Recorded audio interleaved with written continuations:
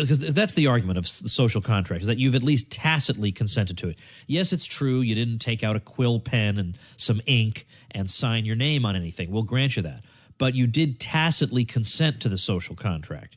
You tacitly consented to the legitimacy of the regime ruling over you when you failed to leave, when you did not leave where you're currently living, and then, therefore, leave to go to some other government.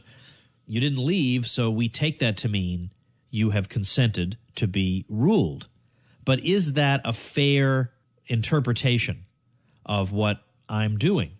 Couldn't it be instead that I've simply decided that the current government I live under is the least oppressive one that I can reasonably find?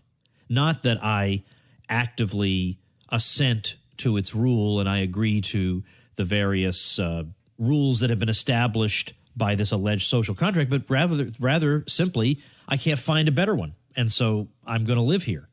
For example, would it be fair to say I'm observing this person being robbed? Let's say a mugger is robbing somebody, and the person being robbed hands over his wallet. Would I therefore have the right to say, well, he consented to that exchange, or he accepts the legitimacy of what the robber is doing because, after all, he did hand over his wallet? Well, of course, what was really happening there is that the person was concluding that handing over the wallet and preserving his life was better than dying.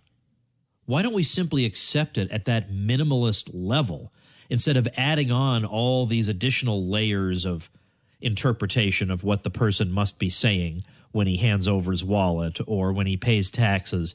Instead of saying, well, you must therefore be assenting to the social contract, why not keep things simple, as with Occam's razor? The simplest explanation, all things equal, is to be preferred. How about simply, without having to guess what's going on in my brain, how about simply, I prefer handing over the wallet to getting killed, or I prefer handing over the taxes to getting thrown in jail?